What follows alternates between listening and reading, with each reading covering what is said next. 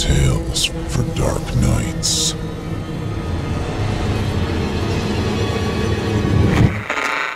Want to make sure you never miss a Chilling Tales for Dark Nights video again? Be sure to subscribe and hit that bell to turn on notifications. The following program is a production of Chilling Entertainment and the creative team at Chilling Tales for Dark Nights, and a proud member of the Simply Scary Podcasts Network. Visit simplyscarypodcast.com to learn more about this and our other weekly storytelling programs, and become a patron today to show your support and get instant access to our extensive archive of downloadable ad-free tales of terror. Thank you for listening and enjoy the show.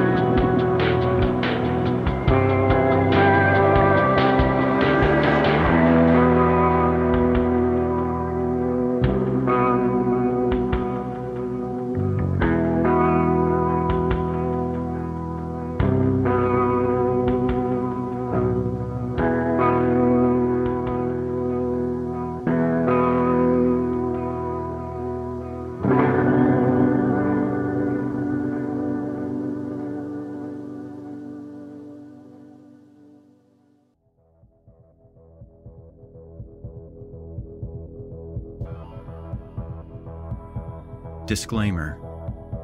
Horror Hill is a horror anthology podcast bringing you scary stories from all corners of the internet and beyond. As such, certain stories include content that some listeners might find offensive. In particular, tonight's second story includes a scene of violence involving a pregnant woman and her unborn child. Listener discretion is advised. Good evening, listeners, and welcome back to Horror Hill. I'm your host, Erik Peabody, and we've got a double feature for you tonight, both of them looking at the dynamics of romantic relationships from two very different angles. We'll be starting with a quick little chiller called A Familiar Voice by N.M. Brown. Austin and Liam are a newly retired couple who have decided to spice up their lives with a hiking trip in snowy Sri Lanka. When Liam mysteriously goes missing, his husband pulls together a search team to find him. Unfortunately, the oppressive elements are not the only danger they face. Following that, we'll be diving into The Downward Spiral by Richard C. Morgan.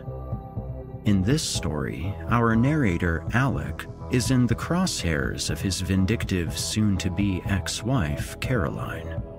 As Caroline systematically destroys Alec's life, he's forced to find new work wherever he can. Unfortunately for him, the only place that's hiring is the Paranormal Pork Broadcasting and Wiener Lounge. Greasy hot dogs and supernatural occurrences are the daily specials, and Alec finds himself struggling to hold on to his sanity while he fights to get his life back. You're listening to the standard edition of this program.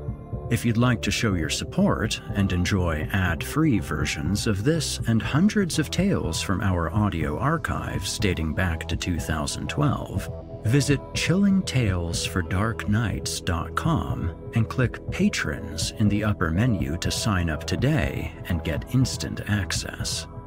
Did I mention they're ad-free? Thank you for your support.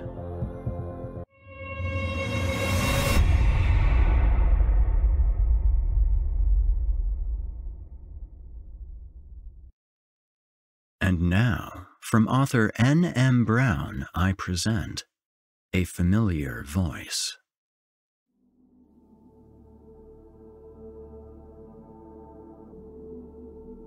Uncharted Expeditions, the newest thrill-seeking adventure to come to Sri Lanka. My husband Liam had been mesmerized ever since he saw the headline. The admission price alone was over $2,000. If I had asked for something that expensive, you'd better believe I'd never hear the end of it. Not Liam, though. Once he got it in his mind that he wanted something, he didn't stop until he had it. He had been languishing about the house for the better part of 6 months after retirement, on the brink of moping, if I'm honest. We had gone through our own forms of midlife crises in the decades prior, coming out mostly unscathed. I could tell that, to Liam, this was something far more. My husband had always seen his life like the pages of a well-read novel, each section and milestone divided by chapters until, ultimately, the book was finished. In his mind, the retirement chapter was towards the end of his book. He couldn't see very many chapters, or pages even, after that. I supported him, as he had always supported me in my life's endeavors. His friends and colleagues were all either taking up with younger lovers or beginning hobbies they'd never had the time to get into. He hated the thought of just sitting at home reading the paper each day, patiently waiting for death to grab his hand and lead him back to the void he belonged to before birth. That's exactly what led to me shivering my ass off in this frozen wasteland. The brittle pieces of my broken heart shaking violently in my chest as I searched for my missing husband. I clutched the halved pendant that dangled around my neck, desperately yearning to feel the other half, which would have been with Liam. However, I felt nothing. The rescue team accompanying me was used to this climate, but my delicate Florida senses weren't anywhere near used to the cold. It killed me to think of Liam lost out here during dark, cold nights. The expedition itself took place over 18 days. Liam had been gone for 25. People say that they can feel if a missing loved one is still alive, feel it deep in their gut as sure as anything. However, I wasn't so sure. The love we had and the hope that had carried me through so many situations screamed that he was still alive, that he had found a safe shelter and was waiting for rescue. However, the logical side of things proved that the chances of anyone surviving out here for as long as he would have had to at this point would be slim to none. At this point, it was anybody's guess, but I couldn't live with myself if I didn't at least try. I was prepared to find his body. I was prepared to find him bloodied and warm, nestled inside of the dead innards of a nearby animal. Hell, I was even prepared to find out that the whole thing was a ruse and he'd run off with some woman somewhere. The only thing I wasn't prepared for, refused to be prepared for, was a life spent not knowing. The what-if game was one that my mind knew well. One that I lost every time, sending me spiraling down the quickest route to insanity. One of the main perks of the expedition that Liam had been interested in was the plan your own route feature. For us, that meant the chances of finding him were all the more difficult. He could have trekked down any of the paths available, not to mention the off-trail routes people took their chances on. There weren't many of us available in the first place, and it would be dangerous to split up. There were 5 trails and 7 of us. My feet guided me towards the path on the middle left. 2 men followed close behind me, their version of what I guess was a forest ranger, one of the co-owners of the Uncharted company, and a 3rd man who was a complete mystery to me. The other 4 set off down the trail that sat to the farthest right. Freshly fallen snow had smothered any footprints that could have led us in his direction. The air around us hung eerily silent, save for the sparse sound of our boots crunching through snow and dead leaves. My feet became heavier the more that we walked, and at times I yearned to just sit down and cry, turn around and give up. I imagined Liam feeling the same way, and my heart fell so low I thought I wouldn't be able to catch it before it hit ground. My mind swam with hundreds of possibilities, each leading to a different death. In the end, it didn't matter how. I'd wear widower's black the same if he got eaten by a bear as I would if he froze to death. It was about 2 hours after we'd set out that the unnamed man accompanying us pointed to a nearby tree. A blood-stained scrap of cloth hung limply over its branches, giving us an ill-fated sign in the form of our first clue. The branch lay at least 4 feet higher than the top of our heads, meaning whoever's shirt had gotten ripped off was being carried by something very tall. A series of clicks echoed through the trees as the ranger beside me checked his firearm to ensure it was loaded and ready to shoot. Branches crunched ahead of us and to the left, though none of us had moved. I instinctively called my husband's name out before the unnamed man clasped a frosty, dirty hand over my lips. "Be quiet. Whatever did this could still be near," he warned gravely. There was a hurried rustling in response, followed by a weakened voice. "Austin? Sweetheart, is that you?"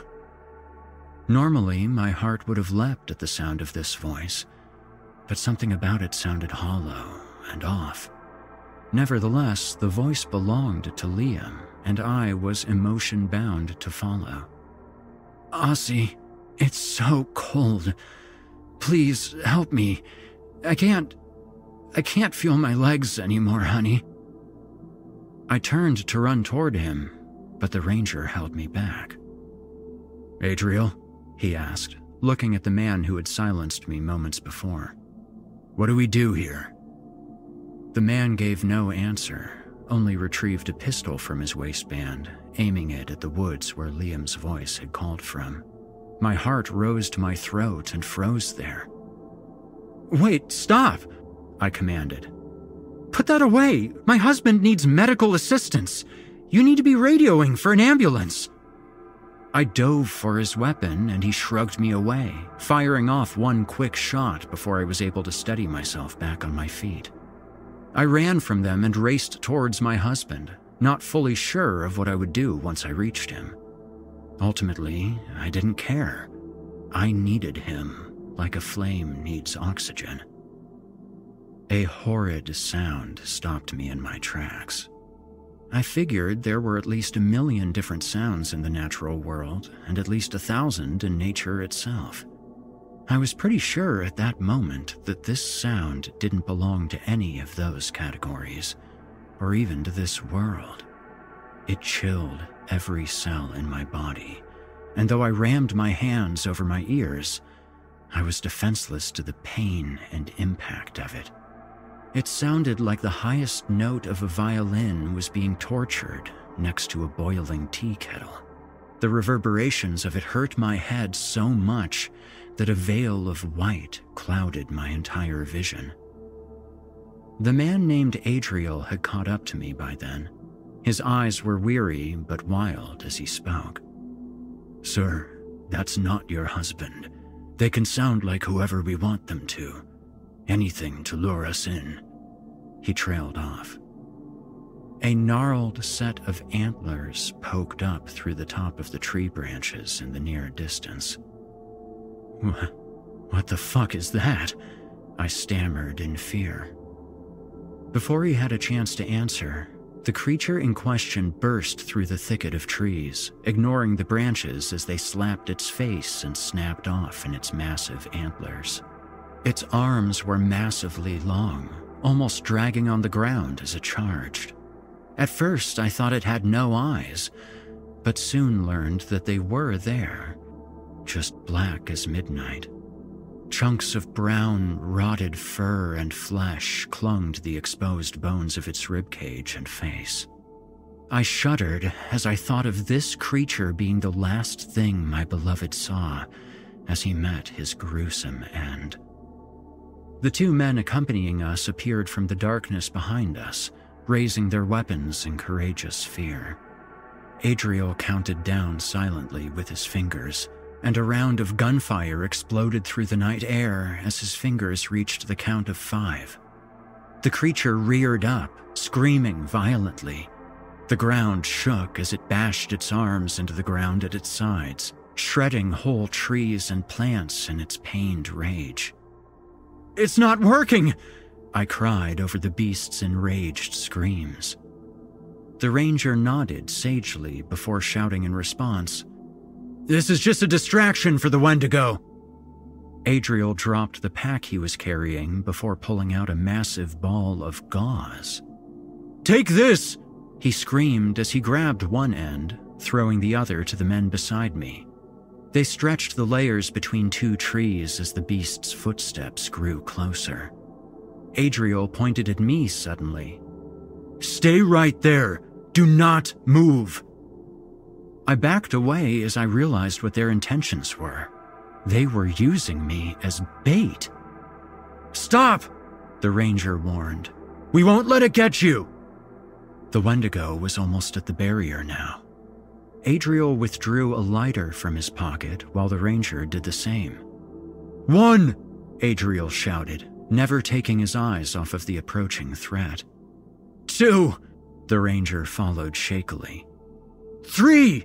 they said in tandem as the gauze burst into a blaze of flame. The creature screamed in torment, stumbling for several feet before falling to the ground. The flame consumed its fallen form instantly, despite the moisture from the melted snow beneath its body. As the flame died away, I recognized something instantly. A charred half-pendant, one perfectly matching my own, lay upon its freshly stilled chest. I had gotten my answers, but out of all the possibilities, they weren't the ones I wanted.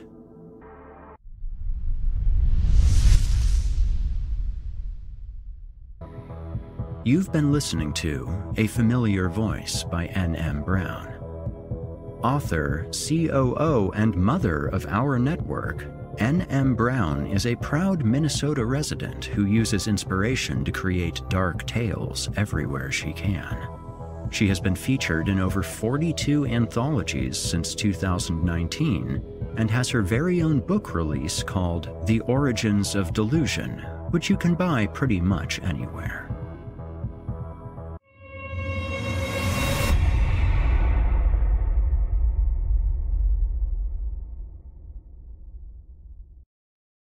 And now, from author Richard C. Morgan, I give you The Downward Spiral. "Welcome to Paranormal Pork. How can I help you?" I said into the radio. The voice that spoke back to me through the drive-thru sounded distorted.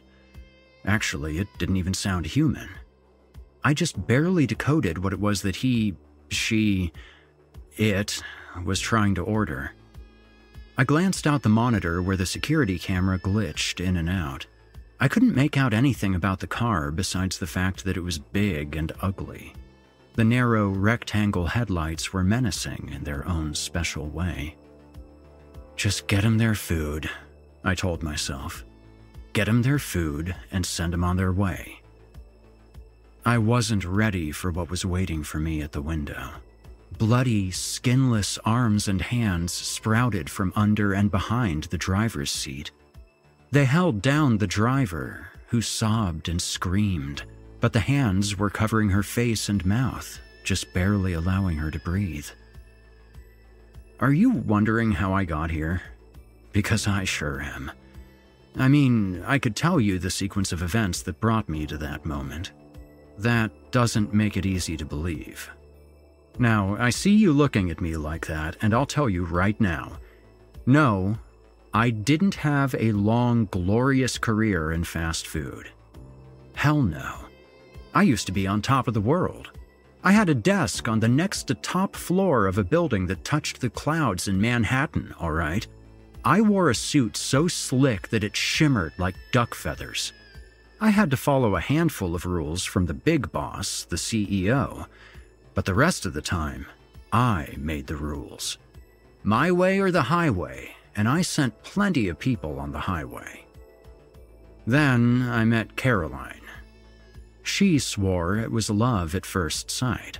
It must have been hate at every sight after that, but I was too, I don't know, smitten to see what was happening.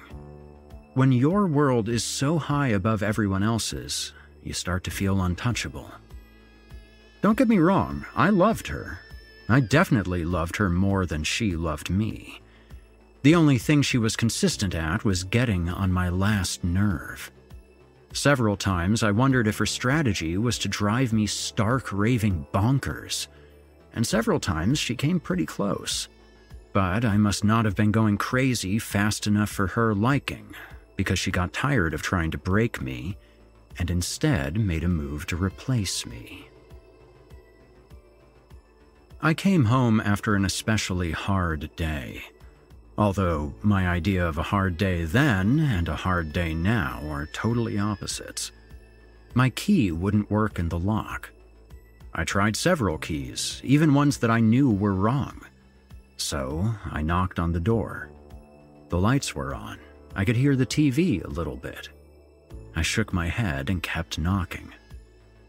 When I heard the lock being turned on the other side, I was ready to say something along the lines of, "What the hell took you so long? Were you on the toilet or what?" The words died when the door opened and I saw a large man frowning down at me. "What are you doing in my house?" was all I could think to say. I almost asked him if he was there to rob the place, despite the fact that he was dressed like he was getting ready for a long and cozy evening of never answering the door. My wife slid into the doorframe beside him and began caressing his chest. She was doing it the way that she used to do to me when we snuggled. "Oh, hey, Alec," she said in a cold voice. "Caroline, what? Who is this?"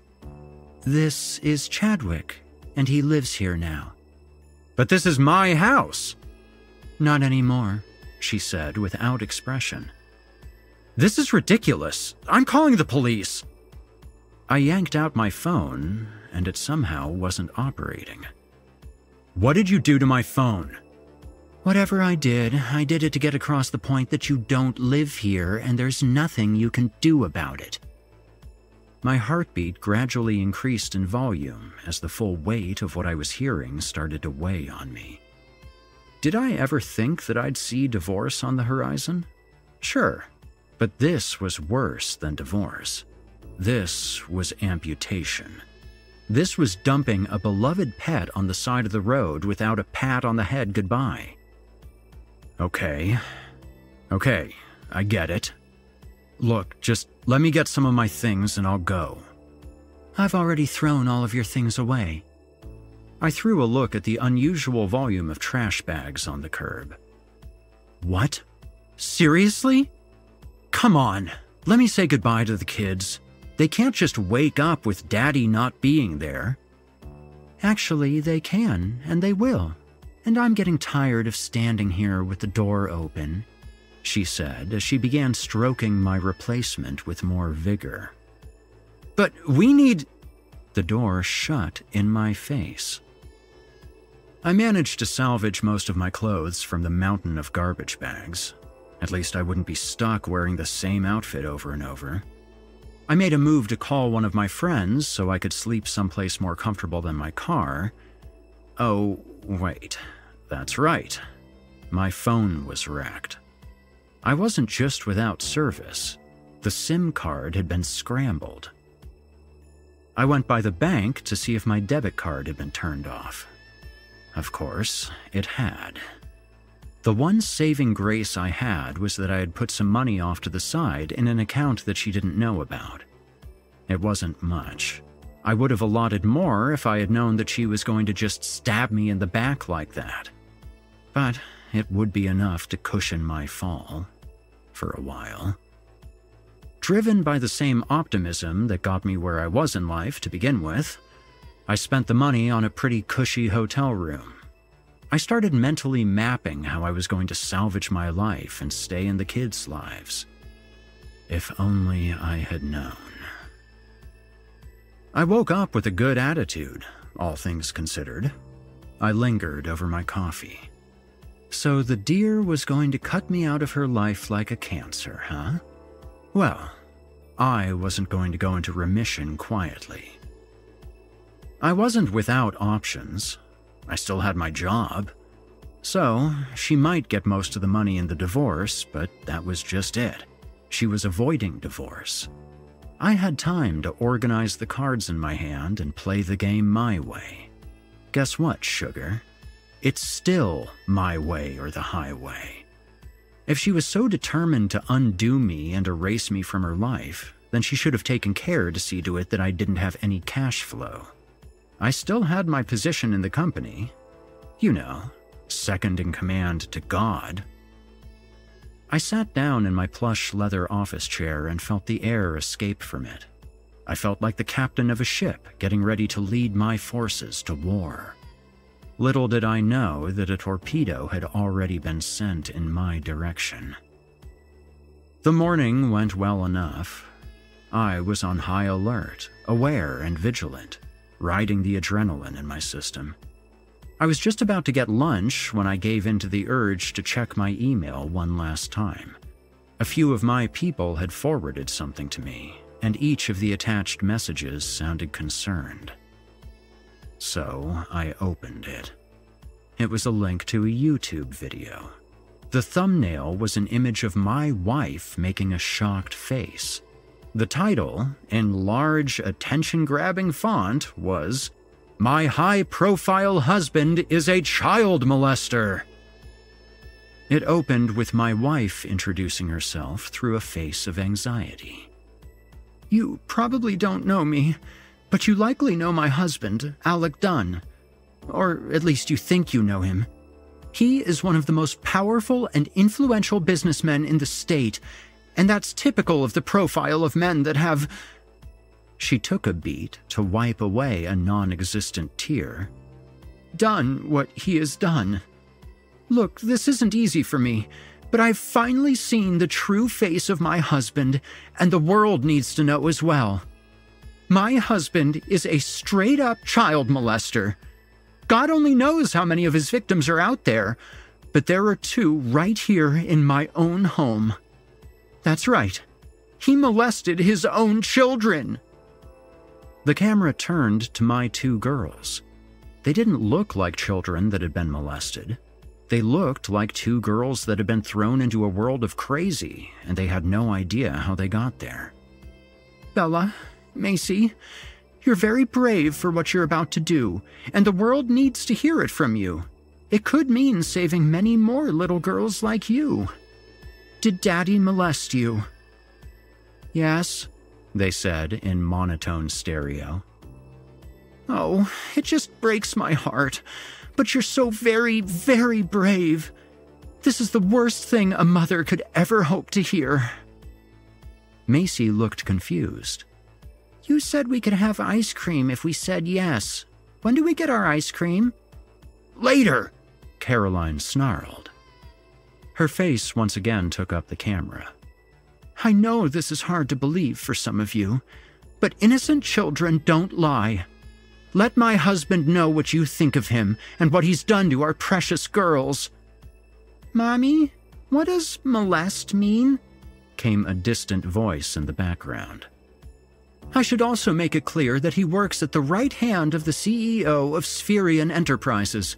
Maybe you should give them a call and have them seriously reflect on the kind of people they have at the helm. I'll update you all as this ordeal progresses. Pray for us."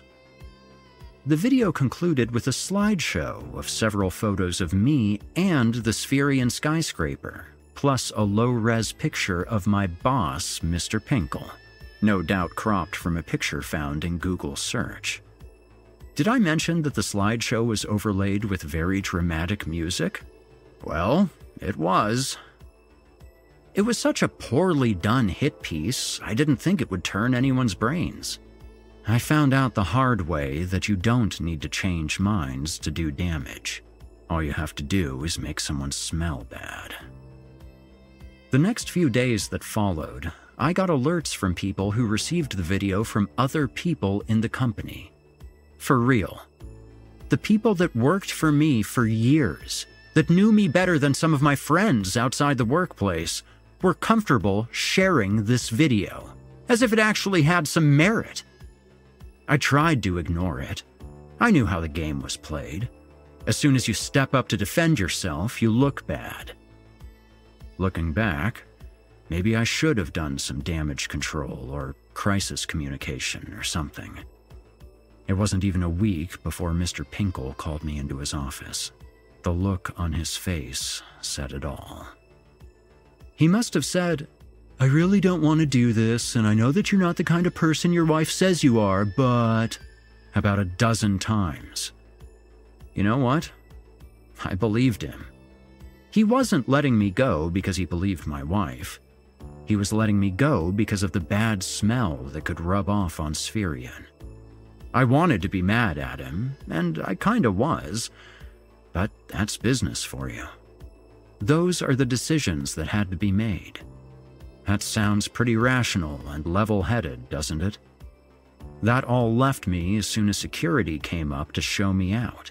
Then I was a screaming, babbling mess. The way those guards manhandled me felt too personal. What did I ever do to them over the years? They didn't bother calling the police. They wanted me all to themselves. They threw me out on my bruised ass, and the doors of Spherian closed behind me for the last time. A bomb went off somewhere in my brain, and it hurt. It became clear that the bad smell would follow me for a long time. My lawyer said that I could absolutely sue my wife for defamation of character following an investigation that proved my innocence, but that would take exorbitant legal fees.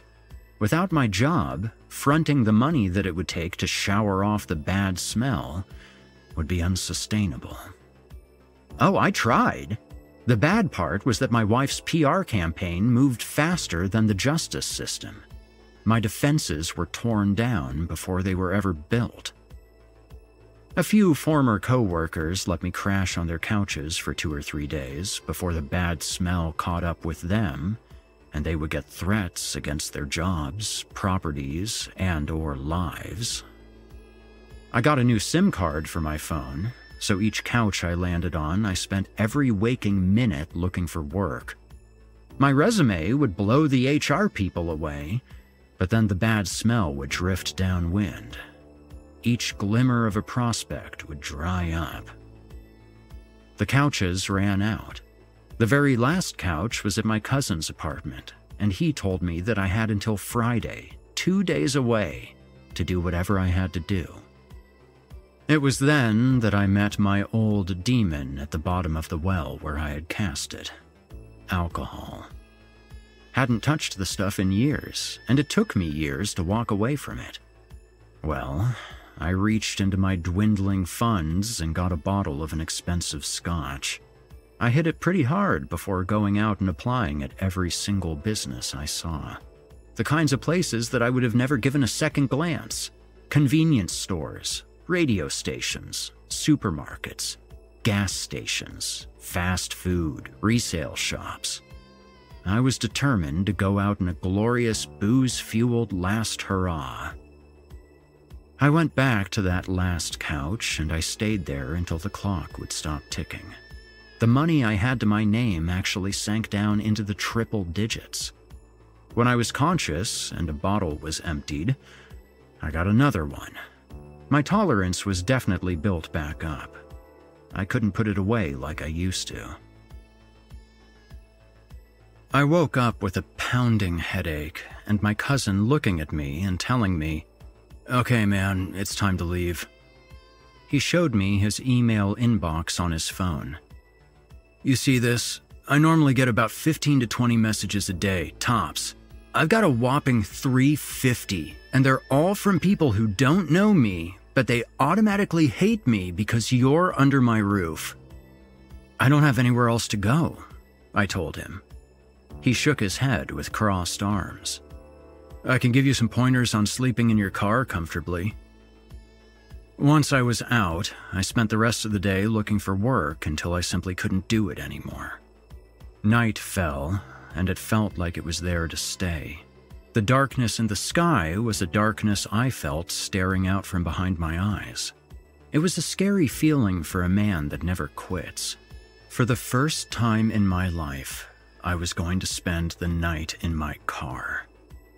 It really wasn't as bad as I had thought it would be. It was what it portended that hurt the most. I had believed that if you tried hard enough, did your best, and did even more if your best wasn't good enough, that there would always be a way out. There would always be a solution. I had been pushed to the limits by challenges that came at me out of left field, and I pushed back with with more than I had. And it wasn't enough. I was completely spent, all used up halfway through. I tried to fathom the dark days ahead of smelling bad, being cold, overheated, hungry, and being fair game to drunk teenagers with baseball bats. The only point left in existing would be to make my wife's life miserable. Throw wrenches in the divorce. Drag it out as long as possible. Delay and derail her every move with custody, payments, retrials, the works. If she wanted everything I had built with my own blood, sweat, and tears before she came into the picture, she was going to have to suffer for it, bleed for it. But was that really what I wanted to do? Living for the misery of others just wasn't my thing. But my wife's misery was all I had left to live for, which could only mean that I didn't really have anything left to live for. Either live for complicating her life or just don't live. That sounded better. Just don't live. I didn't have a problem with dying, and it kinda surprised me. Yeah, I could cash out as long as I found a comfortable way to do it. In the year 2022, surely someone had finally found a way to exit stage right without too much pain. Then again, the people who have succeeded in offing themselves never exactly got a chance to leave a rating and a review on their experience. I started reviewing everything I ever heard about unaliving yourself. I made the mistake of taking the matter to Google. All I got was a laundry list of crisis lines to call. What were they going to do? Get my house back? I think we all know that the woman always gets the house. I had that house built from the ground up. I designed it myself. It was my monument to my success and all my hard work. And along came this woman with a spray can tucked under her trainers. I gawked through the windshield up into the black sky as if I could see all the skyscrapers that I knew were surrounding me. It wouldn't be too hard to get up on top of one of them sumbitches, would it? I could tell one of the security guards that I'm just going to take some aerial photographs. I stared at my phone, wondering how much longer I had service. The screen half dimmed from no activity, and I could see my face reflected. It looked like I had aged a lifetime in just a few days. I was going to feel sorry for myself when the screen went off completely, but that didn't happen. Instead, my ringtone blared at max volume, nearly making me mess myself. I was not expecting a phone call from anyone so late. Hello? Hey, Alec? Is this Alec? It sounded too casual to be important, and I came so close to just hanging up. Not completely sure why I didn't. Yeah, this is Alec. Hey, oh, thank God I got a hold of you. Listen, are you still looking for a job? I had to bypass my filters that would normally have me asking all kinds of questions.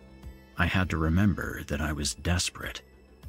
Yeah, I am, wholeheartedly. Oh, super! Would you want to start tonight? Excuse me, so sorry. My name is Harold Bolin. I manage a charming little establishment that's part snack bar and part radio station. We're the only place of our kind in the city, if I do say so myself. But we can talk about that more. Would you like to start right now? Sure, just tell me where it is. Wonderful. Come to 1646 East Division and I'll get you set right up. I was surprised to find myself feeling good about the whole thing, and I wanted to keep feeling good about it, but the closer I got to the destination, the more the neighborhood gave me doubts. First of all, the place was big, a good 4 or 5 stories tall. Every floor was dark except the bottom one. There was a worm-eaten wooden sign that was all but reduced to splinters. There was just enough paint remaining that I could see it said, Crystal Rivers Resale Shop and Psychic Medium. Right next to it was a newer but crudely done sign that depicted a smiling pig being sucked up by a flying saucer. It said, Paranormal Pork Broadcasting and Wiener Lounge. And next to that was an even newer and smaller sign with red letters on a white background. Drive-through now open. I looked up at the place and wondered just what the hell I'd gotten myself into. But I didn't have the bandwidth to overthink it. I just needed a job. No sooner had my knuckles struck the heavy front door once than it flew open and there was a large man with flaming red hair and a gut big enough to have its own birth certificate. Alec Dunn! He cried out with joy. Harold Bolin, I reacted. Come in, come in. Say, what size do you wear, Alec? Right this way. I was more tired than I thought. This gigantic pear-shaped man, his nasal voice, his O-shaped wide blue eyes, the nature of the building, it all reached me in snapshots and broken waves. There were missing ceiling tiles. Pipes and wires hung freely from these openings. Broken ceiling tiles were on the floor here and there, like someone had shoved them aside with their foot and a silent promise to take care of them later. The tiles that bravely stayed in place were warped and had stains as though they were attacked by gravity-defying coffee. Post-it notes were everywhere like peeling paint. The lights took turns flickering and humming like cicadas. Sour and corny lounge music drifted from somewhere. Harold led me to a room repurposed as an office. He pulled out my application, one that I had barely remembered turning in. Actually, I didn't remember setting foot in the place. I didn't remember the cheesy pig logo on the application or anything. Paranormal Pork? You don't forget a name like that. First, the formalities. Thank you for applying at Paranormal Pork. Are you sure you want to work here? Great! You're hired! Welcome aboard!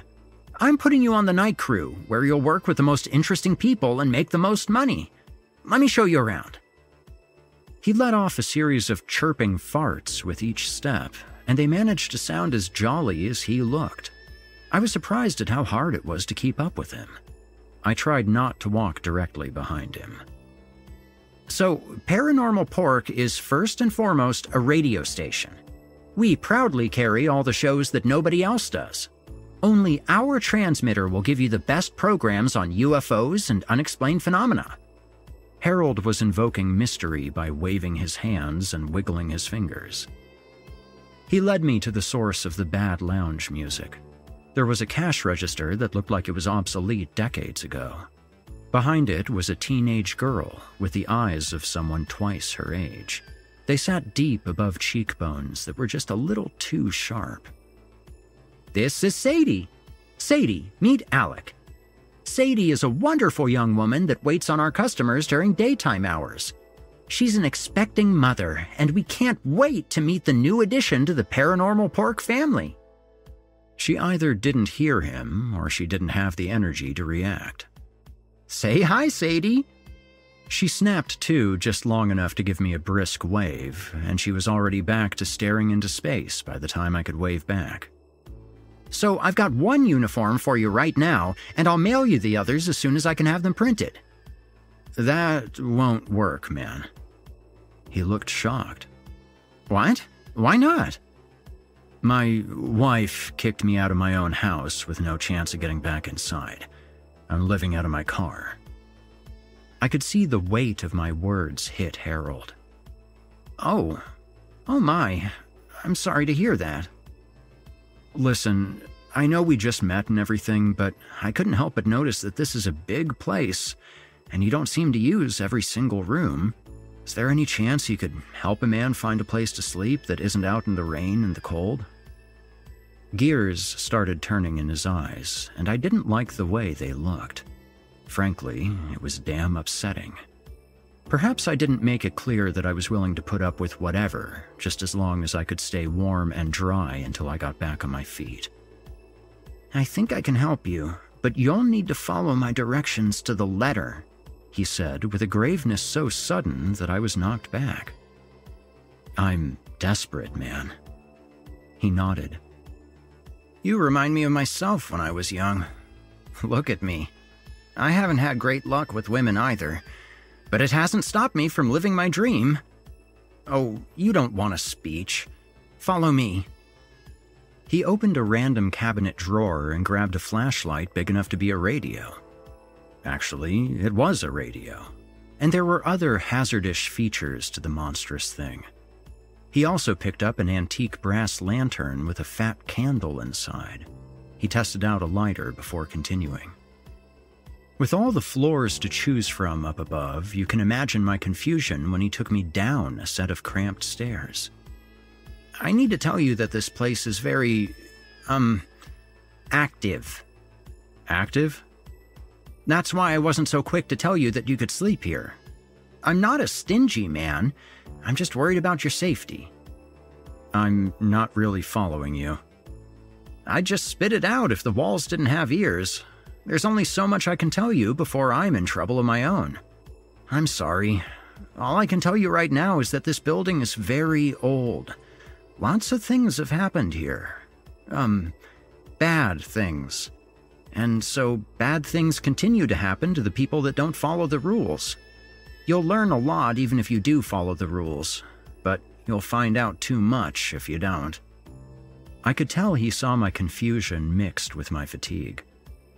Okay. Start small. Harold fired up the flashlight. The stairs ended in a basement with a dreadfully low ceiling. I'd bang my head if I stood up straight. The concrete floor was covered in a layer of grime and grit, and it had drains at regular intervals. He led me to a corner with a mattress that had seen many bodies and better days. An ancient blanket was stretched across it. The thing had enough holes to negate its purpose and function as a blanket altogether. At the edge of the cone of light, I saw another mattress that wasn't pretty, but it looked better than the one I was being offered. Hey, could I sleep in that one instead? I would be happy to let you, if it didn't belong to Toby. Toby? What, you got somebody else down on their luck like me? Toby's a good boy, he's just Toby, and I'm sure he'd rather not share what's his. Well, he's not here. Do you really think he'd care all that much? The flashlight began to flicker. I could see the fear in Harold's eyes right before it went out for good. He fought back against the sudden darkness with the lighter. The terror in his eyes was magnified by the amber light of the lantern as the candle came to life. Quickly, follow me. I was ushered into a space so small that the two of us scarcely fit. Maybe a coal bin or something. Harold shut the door and put a lintel in place behind rusting brackets. What just happened? I asked. Harold immediately shushed me. Don't say a word, he hissed.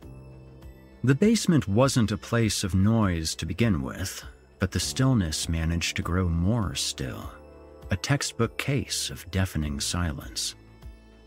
Then there was the shuffling, slow, dragging steps of feet that couldn't quite leave the floor. Then there was ragged breathing, like someone breathing through their mouth with snorting, snoring rasps in the back of the throat. The steps dragged themselves up to the door of the coal bin and stopped for a few seconds. Something hit the door and Harold jumped. I was grasping for words, but Harold waved them away, one finger to his lips. From the other side of the door came one word in a low voice. "Harold?" "Yes, it's Harold, Toby. It's Harold."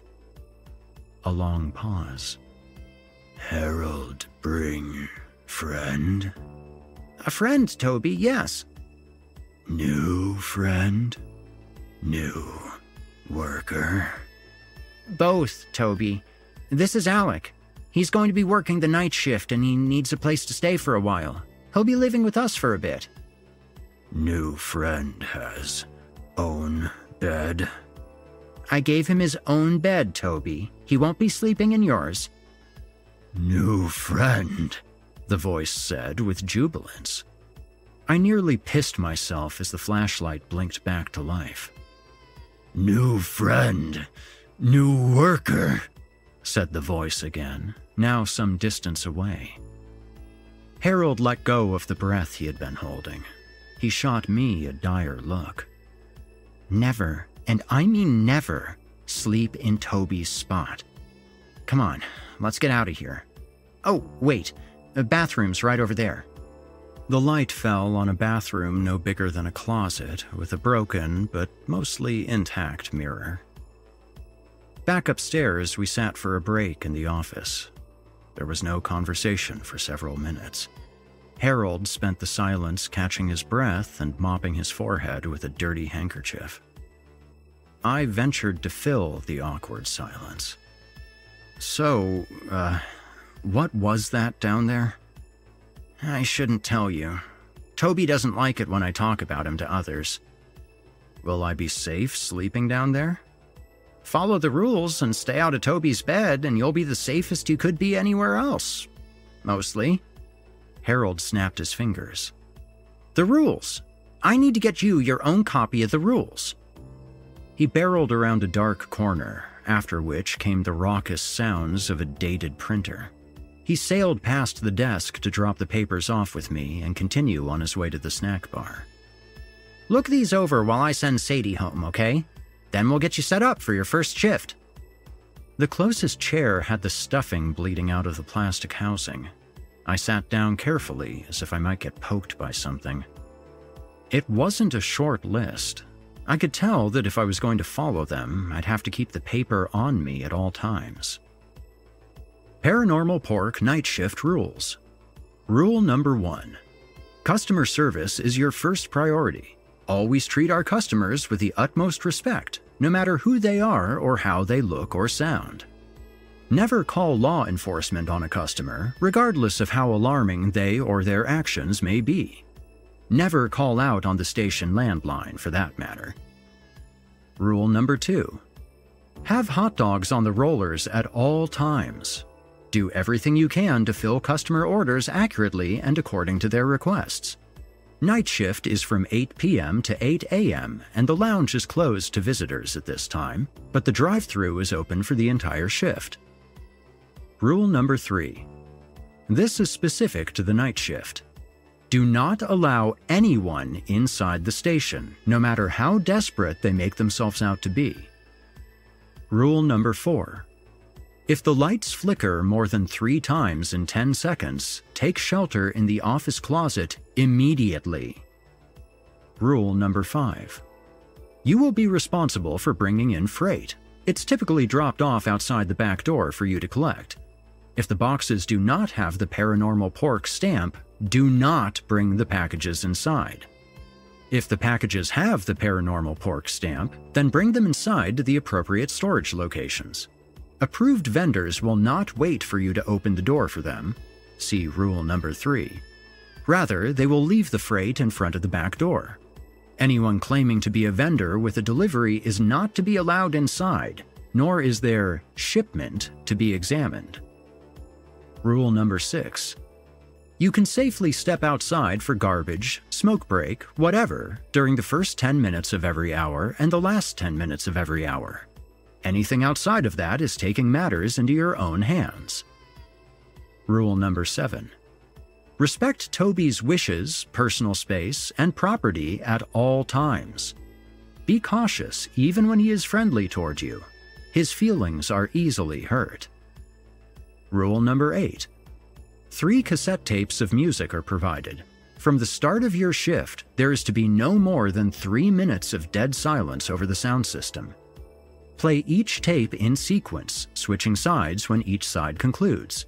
When both sides of a tape are finished playing, switch to the next tape. Rule number 9. In the event of a loss of power, the red emergency lights will come on. Do not go through any closed doors, not even the restroom, until power is restored. Rule number 10. Use the portable radio to make sure that the transmission is live.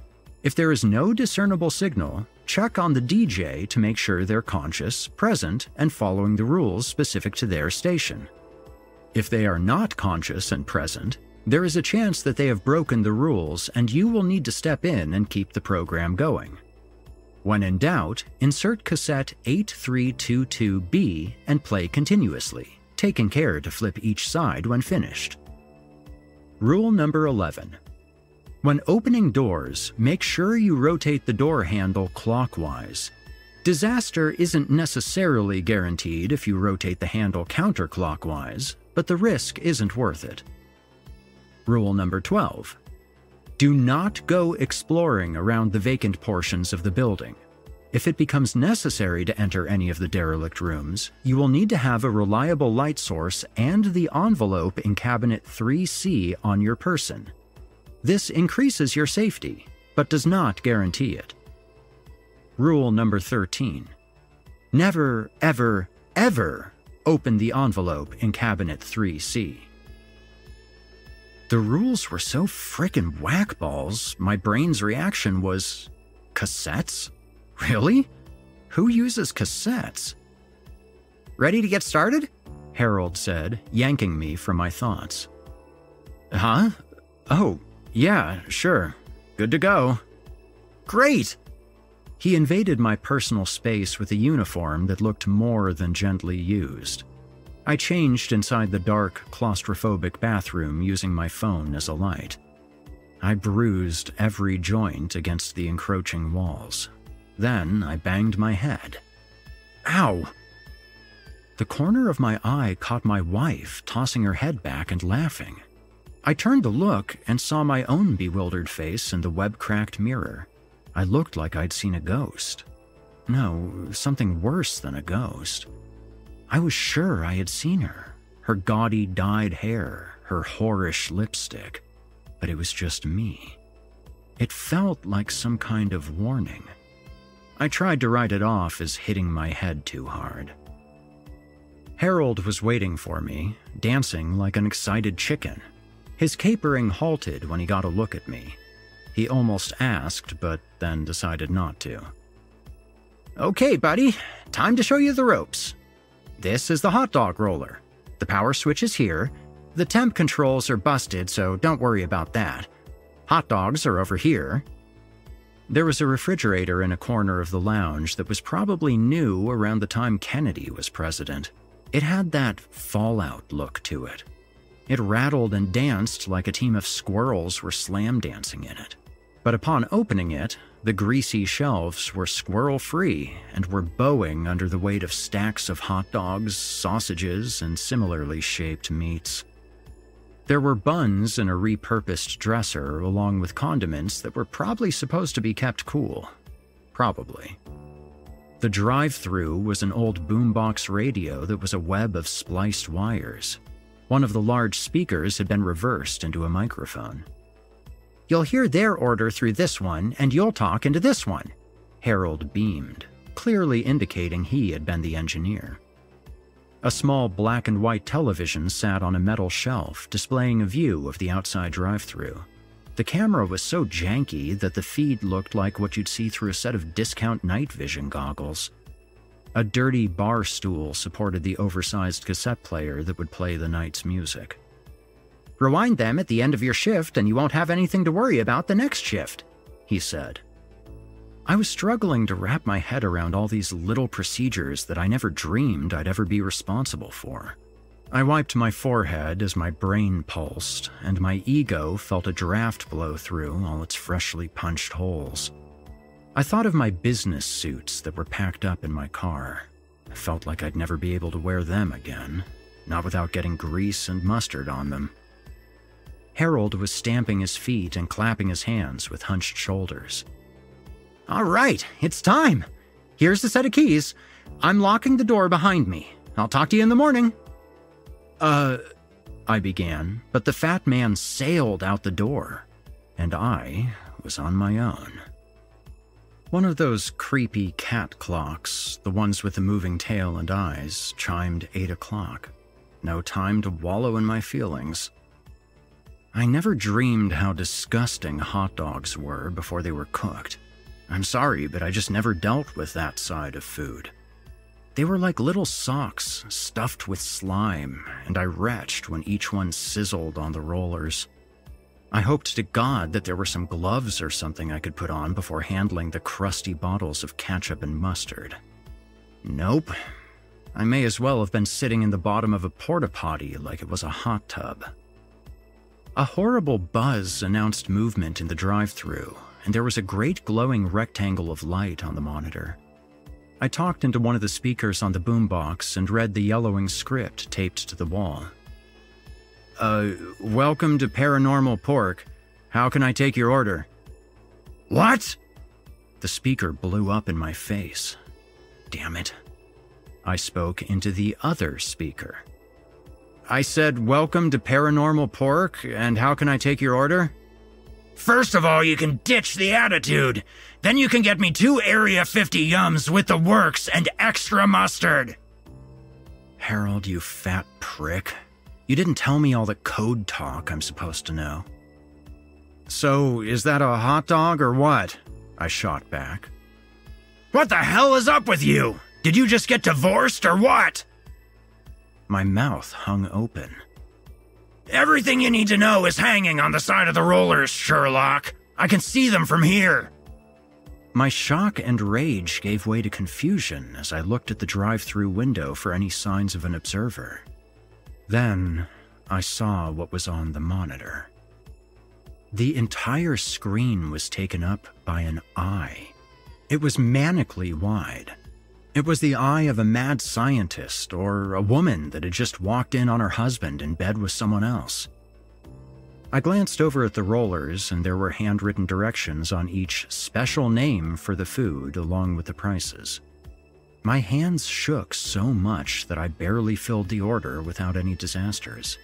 I panicked when I realized that Harold didn't show me how to run a register. Turned out that there wasn't a cash register for the drive-thru, just a drawer with assorted bills and coins and a calculator. A rumbling motor crept up on the window. I didn't look until I absolutely had to. "Okay, that'll be..." The car was empty. The window was down and I could see inside. The sound of a voice knocked me back. 837, I know! It's the same each time! Here's exact change! I'll make it easy on you on your first night!" Money flew through the window and rang against the floor, while the hot dogs were tractored away into the darkness by some unseen force. The car roared off. I don't know how long I stood there, staring. "You're supposed to close the window between orders!" The radio crackled, and the drive-thru window slammed shut. That first customer service experience did something to me. There were more orders that night, but I was on autopilot. Everything was happening in the front of my brain, you know, where it was shallow, where I didn't have to think about anything. I didn't dare do any extra thinking. No. Just no. The trembling of my hands wormed into my ribs, creating shallow, shuttered breathing. The sudden presence of Harold put me back in my head. "Hey, buddy, how'd it go for your first night?" My first night? Was it really morning? The cat clock clearly displayed that it was 8:10 a.m. I raised my hands to gesticulate, but the sight of them cut off my words. They were covered in grease and grime and ungodly layers of condiments. Harold's eyes danced all over me, his grin staying in place. I see you didn't exactly get in on the shallow end. I'll let you use the shower at the end of the hall here. Go get some rest. You deserve it." I moved like a sleepwalker to the shower and then to bed. Sleep was dreamless. I woke up at brief intervals, hearing someone else shuffling around in the dark, muttering, "New worker, new friend, new worker, new friend." I kept falling back to sleep before I could react. Whatever my wife had done to my heart, that's what my new job did to my sanity, and it wasn't going to get any better.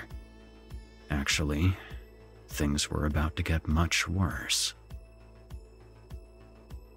Waking up was my first lesson in the fact that you can get a hangover from more than just alcohol. I had managed to sleep until 35 minutes before my next shift. My body shivered from hunger and adrenaline withdrawal, but my stomach cringed at the thought of food.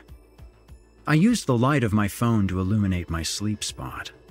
I became aware of heavy breathing. The light fell on the other mattress, where there was a huge indentation half covered by the blanket, which rose and fell. "I'm not drunk enough for this," I grumbled. I reached for my uniform and winced. It was sour with sweat and aging ketchup, mustard, and other things. I had slept so long that I couldn't do laundry. I was used to having a maid ensuring that I always had a fresh set of clothes when I needed them. I reluctantly put the rank things back on. Harold was waiting for me at the top of the stairs with a cup of coffee in each hand. He offered me one of them. "One of our regulars got in touch with me and told me that he sized you up last night." Regulars? That snarky, invisible nightmare was a regular? "I don't agree with how he did you, but please, quality customer service is key. We don't want to upset any of our clientele. Losing their business would only be half the problem. I think you understand what I mean." I gave him a slow nod. Harold looked at the cat clock and clapped his hands and shimmied. "Night 2 is a-comin' for you! Woohoo!" "I'm not okay, Harold." "Nonsense. You did fine last night and you'll do fine tonight, too." "No, I mean it. I'm not okay." But he was gone, and the door locked behind him, again. The cat clock chimed, and all systems were go. My gag reflex was absent when I put fresh dogs on the rollers. Either I was already desensitized, or too much of my mind had been blasted out of my skull. I was relieved, but also concerned that I'd been lobotomized through shock. I had a brief vision of myself in a state of being perpetually smelly and greasy, no matter how much I showered. Constantly unshaven, yellow armpit stains, breathing through my mouth, getting a $1 raise after 20 years, shaped like a wood stove. The radio meant for monitoring the broadcast blared a program about body-invading parasites that wrapped around the brainstem and whispered commands into the heads of their victims, making the case that there's no such thing as schizophrenia. My first few customers were normal enough. I could tell there was something off about them. They didn't look out of their eyes quite right, or they made eye contact too long, or they took too long to respond to something as simple as, "Have a nice night."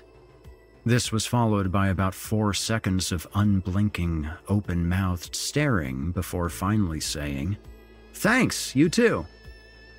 One car was too dark to tell, but I think the driver was covered in thorns. Another woman had what looked like tar pouring in a steady stream out of her mouth. She never choked or gagged once. With each new dimension of weirdness, I would wince at first, and then there was nothing. I tried to mentally poke at the part of me that was tripped out the last shift, but it couldn't be bothered. So I kinda relaxed a little. Big mistake. That's when I got the customer I mentioned at the beginning of our conversation, all the grisly arms holding down the woman in the driver's seat, basically smothering her. An evil voice thanked me for my service, and the car sped off, the suffocating woman trying to scream all the more. I thought any and all sensitivity had been deuced out of me. I was wrong. That experience troubled me on a whole new level. I remembered the license plate in my heightened state, so I decided to call 911 to at least make sure the lady was going to be okay. I remembered the rule about the landline, so I tried my phone. At any other time, I would have had full service, but no, my phone was dead. I eyed the phone hanging on the wall at an odd angle. Rules were made to be broken. 911, what's your emergency? Hello, I do the night shift at Paranormal Pork on Division Street, and I just had a really disturbing encounter with a customer. I think a woman's life is in danger. The pause that followed was so long that I thought the call had dropped. Hello, are you still there? You can see him, can't you? The voice said in a drastic change of tone. It was practically slithering out of the receiver. What? See who? You know, him. Right on top of her. On top of your wife. The voice burst out in laughter. There are no words for the chills that tumbled down my spine. I dropped the receiver and it hung like a bungee jumper. But then it came back up into the air, facing me, like it could see me. It began to rock back and forth as the voice sang. On top, on top, on top of your wife, on top. The hot dog grill burst into flames. She and him are going to live it up at the top, while you plummet to the bottom in an endless downward spiral. My annoyance had overridden my fear just long enough for me to grab the receiver and slam it into place. Then I took care of the fire with a few cups of water. The hot dogs were a little dark in places, but they were perfectly salvageable as far as leftover meat products were concerned. I turned up the quality control radio. My hands were shaking so badly that I almost dropped it.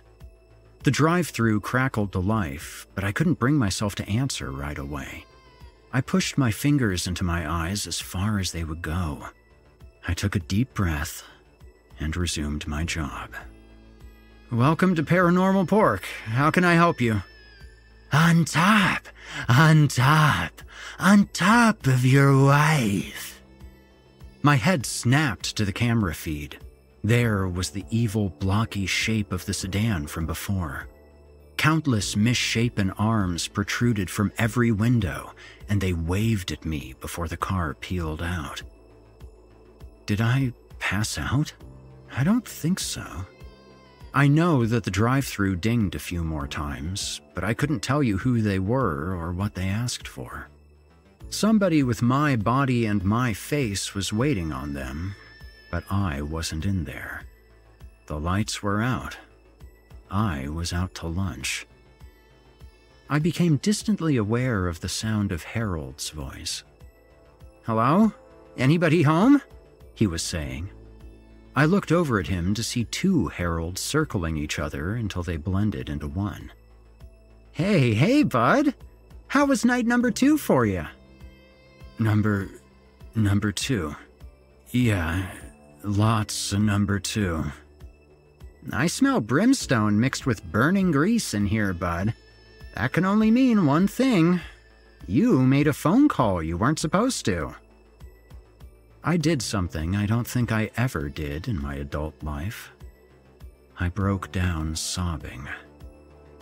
I'm sorry, I mewled. Psh, you don't need to apologize to me. You need to apologize to yourself. You break a rule and you lower all kinds of barriers that protect you from the colorful individuals we do business with. Harold put both of his freckled paws on my shoulders and looked me in the eye. A warmth came through his otherwise goofy features. "We're fragile things, man. The customer is always right, but the customer isn't always your friend. Especially these customers. You're already in a bad place, and some of our customers can smell it. Give them their food, but not your sanity or your soul, okay? That's what the rules are for." He gave me a congenial shake, but my head just lolled. I ate half of an Area 50 yum and collapsed in my bed to the sound of Toby snoring. "New friend?" he said briefly. And that was all. Toby's voice woke me with the same phrase. "New friend?" I checked my phone. Good God, I did it again. I slept the sleep of the dead, and work started in about 20 minutes. I was iffy about answering Toby. I thought about what Harold had said. But the man, the thing, whatever he was persistent. "New friend?" "Yeah, Toby. New friend." "New friend. Sad." A dry chuckle got away from me. "Well, Toby, new friend's wife doesn't love him anymore. New friend's wife found someone else.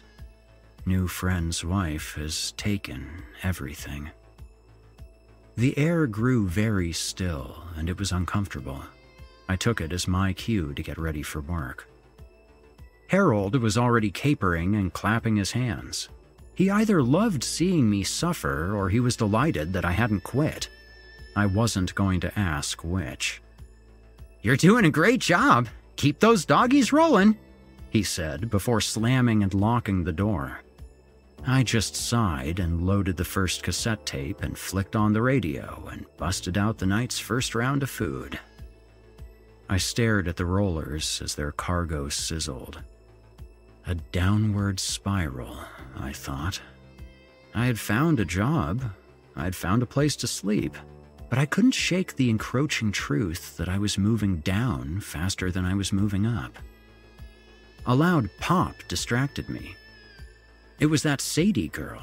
She was blowing bubblegum and reading something on her phone. "Jesus, I didn't know anyone else was still here." "Picking up some extra hours," she said bluntly. Doing what? I thought to myself. "Don't tell Harold," she said, as if reading my mind. I just shook my head and walked away. Not my circus, not my monkeys. That night's customers were tame enough.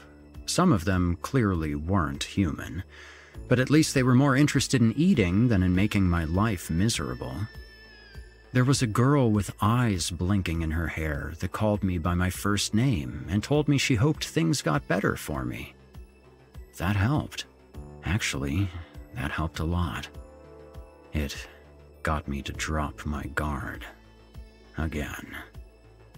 She drove off, and I watched the taillights disappear in the distance. A warm bubble rose in my heart, and I smiled. The drive-thru dinged again shortly after. "Welcome to Paranormal Pork. How can I take your order?" "I'd like your balls and your brainless head on a platter, you worthless bastard!" The warm bubble turned to lead and sank. "Caroline?" "That's right, you sorry son of a bitch! You thought you had trouble on your hands before? You're getting a whole dump truck more! How did you even find— You took my ballerina music box when you left! I knew you were low and stupid, but this just takes the cake!" "Caroline, I barely had time to pack my own things, let alone bother with any of your stupid trash. You didn't even let me in the house. There's absolutely no way— I guess we're going to find out. I'm busting into your car and having a look." No, don't!" I panicked. I darted for the front door. Locked. Harold locked it behind him. Talk about a scrambling fool. I fumbled the spare set of keys into the lock and I dashed outside to find— nothing. My car was intact. There was no Caroline. What was... The front door to the station slammed shut behind me. That's when it hit me. I had broken another rule. A scream echoed from somewhere inside. Oh no, Sadie! The door wouldn't budge. I looked around frantically for the keys. Luck was on my side for once. There they lay on the ground. The ancient lock fought me for a moment, and it was a moment too long. When I got to Sadie, she sat in a slump against a wall. Her lips had been torn off, along with her eyelids. Her neck was twisted, and she gazed at me from an upside-down head on a forward-facing body. Her unborn baby hung from a ceiling fan by the umbilical cord, like a silent pendulum. The drive-through window was wide open, and an awful laugh echoed in the distance. Well, I can't condone unauthorized overtime, Harold mused as some shady-looking kids in hoodies scrubbed up what was left of Sadie and her child. I wanted to be appalled and shocked and disgusted and all that. I really did, you know. There wasn't anything left. Like dry heaving after an all-night bender, there wasn't anything left. I was empty. Spent. Know any kids looking to pick up some part-time hours? Ignore that question. You've had a bad night. This can wait. I couldn't move. I stared at the illicit sanitation workers that never showed their faces. Harold seemed annoyed that I wasn't moving out. When I finally did, I slept the blackest sleep in history. That was the closest to being dead I ever got. I almost didn't wake up in time for work. My alarm and Toby's prompts of, new friend, just barely moved me. I couldn't recognize the face that stared back at me from the fractured bathroom mirror. I couldn't picture that face in a suit with slicked back hair and the authority of a god. I couldn't picture that face with a personality or a life or anything. It was just a face with nothing behind it. Harold carried on like there hadn't just been a grisly death in his radio station. Maybe he was gone too, like I was. Just in different ways and to a different degree. He locked the front door. Cassette in. Radio on. Dogs sizzling. Quite a few of the things that came through the drive-thru tried to engage me in conversation. Hey man, you don't look so good. Alec, brother, what's going on? Why the long face? Mr. Dunn, how are you? If they had heaped all that attention on me just a few nights ago, I might have soaked it up. After everything I'd been through, they seemed like circling sharks. They smelled the blood, and they were closing in, waiting for an opening. They weren't reaching me, try as they may. Most of my shift flew by without incident. I was down to my last hour. The drive-thru pinged. Welcome to Paranormal Pork. How can I help you? Where's my money, Alec? What? The money I had stashed under the mattress. Where is it? Caroline? No. No, you're not Caroline. Oh, I'm not, am I? And you're not Alec Dunn? The thieving, child-molesting snake I've been struggling to get out of my life? I don't know what you are, but it's not going to work. Order your food or leave. One of the windows by the front door shattered, and a cinder block came to rest on the floor. Caroline, or something that looked like her, clambered in through the ruined window dressed head to toe in leather, her snub-nosed .38 Special in one hand. Okay, maybe it was Caroline, which meant that the rules weren't going to do me any good. No, I wasn't worried about survival. It was strictly an ego thing. The universe could kill me. All the dark things hiding in forbidden corners of the earth could kill me. Caroline? Hell no. I'd walk on coals before I let her get the best of me. "I want that $6,500! She shrieked. "You never let me in the house, you dumb bitch!" I shot back as I raced for the door to the basement. No, she would have me cornered down there. Maybe Toby would help. If he was bothered, he might kill both of us. But then I thought about the rules, turning the doorknobs clockwise. I solidly turned the doorknob counterclockwise and threw the door open. I know I keep saying that each shock left me more blasted than the last one, and somehow it happened one last time. It wasn't bloody. There were no hideous monsters, at least that I could see. Behind the door, the cramped staircase had been replaced by a dim and vast grocery store. It was like the front entrance, okay? There were aisles and aisles and aisles beyond. They faded into a gray haze. Al Bowley's Heartaches echoed endlessly on the sound system. "Come and get it! Come gun me down for money I don't have!" Splinters flew as a bullet missed me and found the door frame. I went in. There were no walls, no ceiling. If there were, they were unreachably distant. Every conceivable aisle, magazines, produce, canned goods, stretched into the infinite. I took a turn so that Caroline wouldn't have my back. I was running down an aisle of toys. I noticed that the same 6 feet of products repeated as I ran past. Caroline was bearing down on me, so I made as many turns as I could manage. Each aisle repeated the same 6 feet over and over, like holding up a mirror to a mirror. I careened into a hardware aisle. I took a ball-peen hammer and turned around and threw it. My timing was perfect.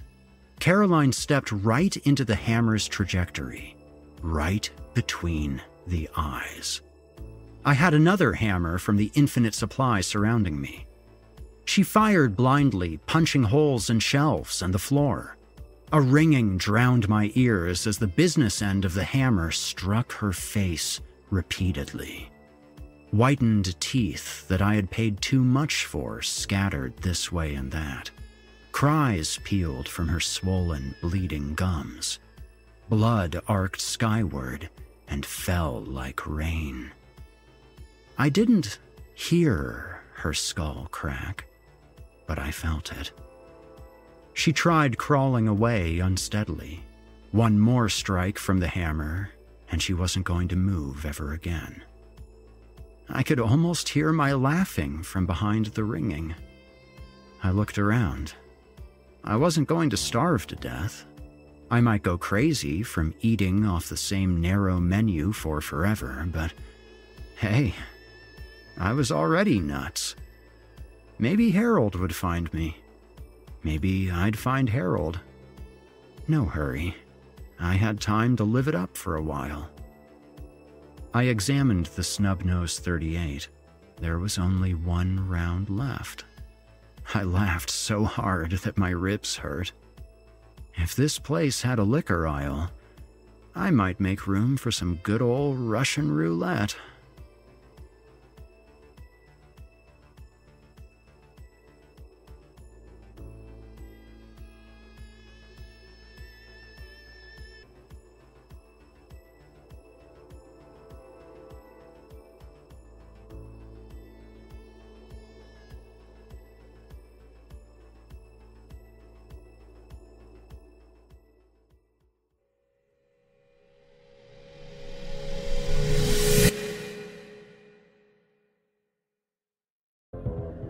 You've been listening to The Downward Spiral by Richard C. Morgan. Richard lives in the Midwest, Riverton, Illinois, very much small-town USA. What better place for writing horror? His crew consists of 3 cats, 2 kids, and his wife. He was a cake decorator before he took up writing full-time. Don't worry, none of those cakes were poisoned. He produces his own horror storytelling podcast, Marsh Lights, which can be heard on Spotify and most of the places you get your podcasts. You can keep up with him and his antics at richardmorganwrites.com. Well, my friends, that closes out our evening.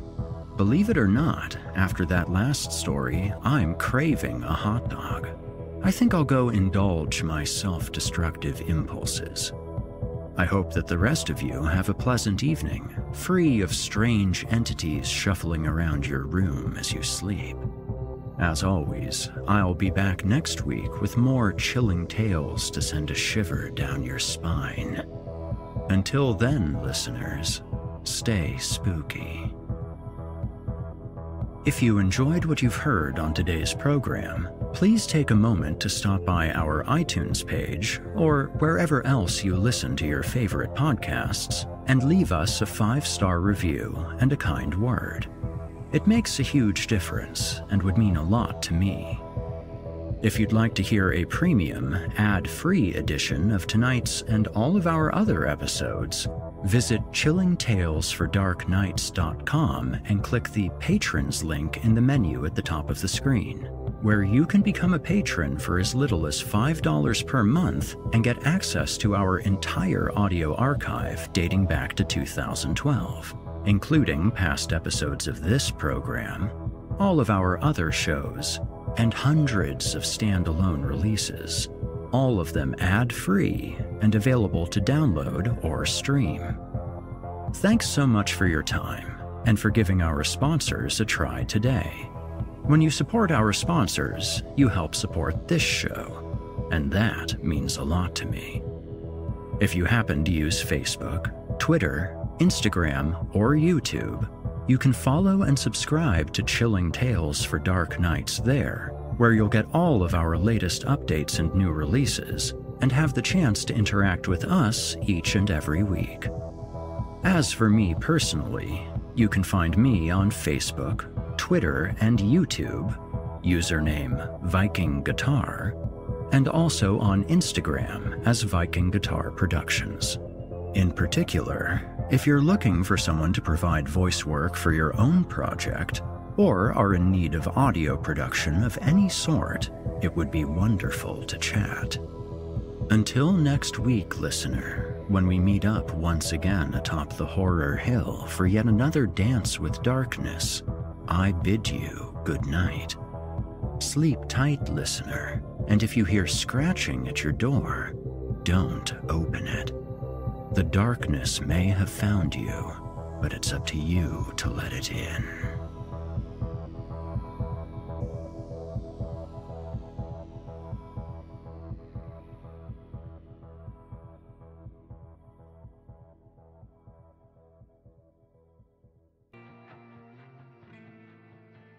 You've been listening to the Horror Hill Podcast, a production of Chilling Entertainment and the creative team at Chilling Tales for Dark Nights, and a proud member of the Simply Scary Podcast Network. Visit simplyscarypodcast.com today to learn more about our network and our other amazing storytelling programs. Tonight's episode was hosted by, and its featured tale performed by, yours truly, Erik Peabody. Selected stories have been adapted with the kind permission of their respective authors. Original music provided by Nikki McSorley and Erik Peabody.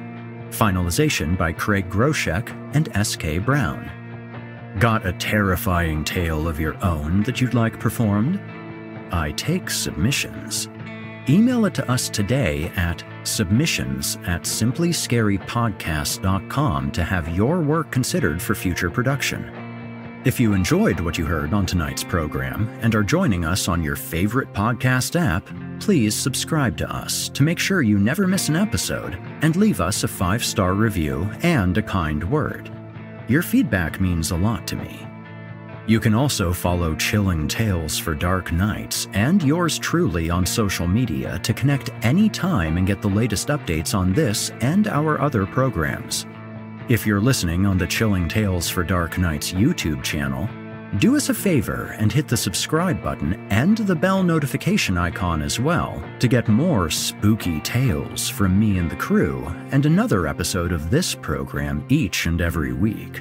And don't forget to hit the thumbs up button to let us know how we're doing and leave us a kind comment. Lastly, don't forget to visit us at chillingtalesfordarknights.com and consider supporting the team by becoming a patron. In addition to helping us out, you'll get exclusive access to our audio archives and ad-free downloads of all of your favorite stories, including those you've heard on this program. As for me, you can hear more of my work on the Chilling Tales for Dark Nights podcast. However, I will be back next week with more terrifying tales to keep you up all night. If darkness is what you're after, listener, your search is over. Yet, let it be known, you haven't found the darkness. The darkness has found you.